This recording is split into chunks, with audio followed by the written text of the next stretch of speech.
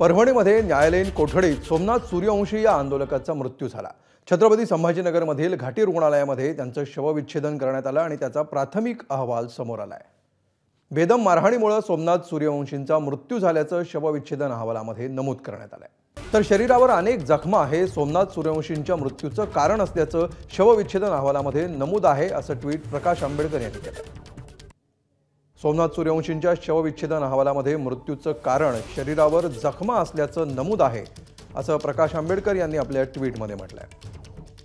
सोमनाथ सूर्यवंशी एक भीमसैनिक आणि वडार समाजातील वंचित बहुजन आघाडीचे कार्यकर्ता होते। ते परभणीतील एका महाविद्यालयातून कायद्याचं शिक्षण घेत होते। आम्ही त्यांच्यासाठी न्यायाची लढाई लढणार। एबीपी माझा, उघडा डोळे बघा नीट।